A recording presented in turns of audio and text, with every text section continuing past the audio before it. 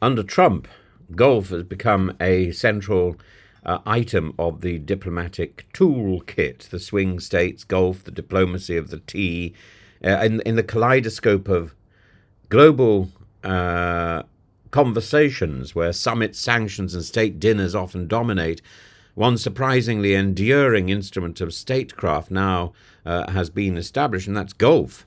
Golf, that curious blend of solitude, silence, a low-stakes violence against the turf, has become, if not a formal branch of diplomacy, then at least a meaningful form of sub-statecraft. It used to be the way in which big films were financed. Now it's become the way in which countries are controlled.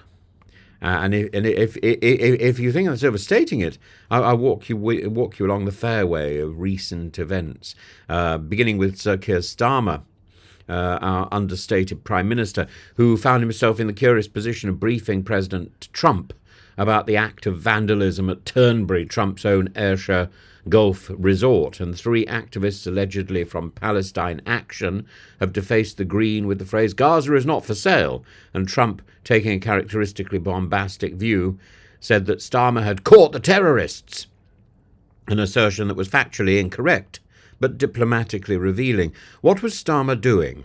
Trying to win Trump's ear in his restraint over the looming threat of US tariffs on the UK. He didn't succeed. Rather than engage him over steel or trade figures, Starmer chose to address what truly moves Trump, what drives Trump: golf, grievance, and personal prosperity.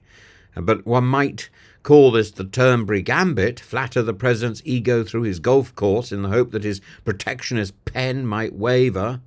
Starmer hasn't been the first. Trump has a well-documented history of forging relationships on the links.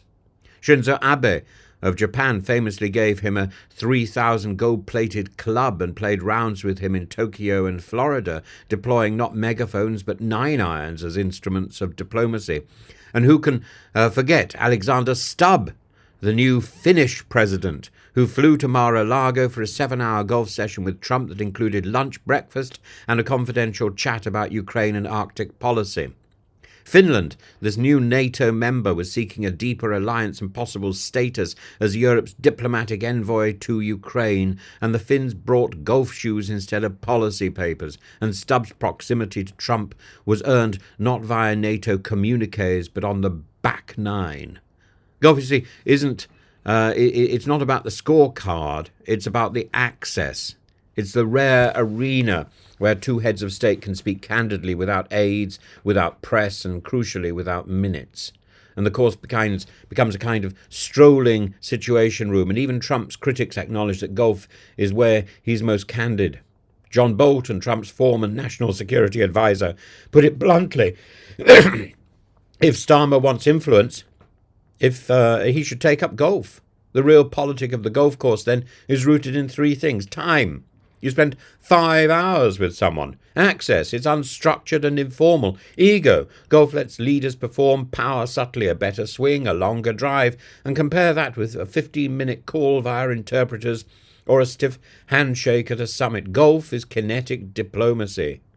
And this isn't a new invention. During the Cold War, ping-pong diplomacy opened doors between the US and China. Cricket diplomacy has long served as a pressure valve between India and Pakistan. Even Nelson Mandela used rugby as a unifying force in post-apartheid South Africa. Remember that iconic moment at the 1995 World Cup.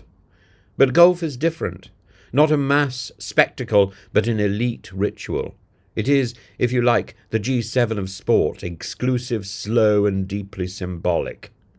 Yet there's danger in this softness. It makes diplomacy personal, perhaps too personal. Trump now appears to think Starmer himself led the raid to arrest the Turnberry vandals.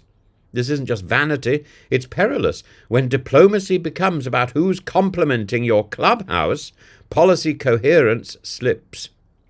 Turnberry shouldn't be a proxy for tariff policy, nor should red paint on a green be conflated with terrorism. But there we are. And so, while the Open Championship has refused to return to Turnberry because of logistical issues and the Trump brand, Trump continues to believe that golf equates greatness. He's wrong about much, but not entirely wrong about this. Because in golf, One gets the illusion of control over a chaotic landscape, which is exactly what diplomacy often seeks. So whether it's Abe in Tokyo, Stubb in Florida, or Starmer briefing Trump on course conditions and criminal charges, golf has become more than recreation. It's recreation with ramifications. And in the end, it's not the scorecard that matters. It's the whisper on the 14th green. It's the glance at the 9th tee. It's the promise made at the clubhouse bar. Golf diplomacy, then, is not a joke. It's a back door to the front lines, and for better or worse, that door under Trump is now very much open.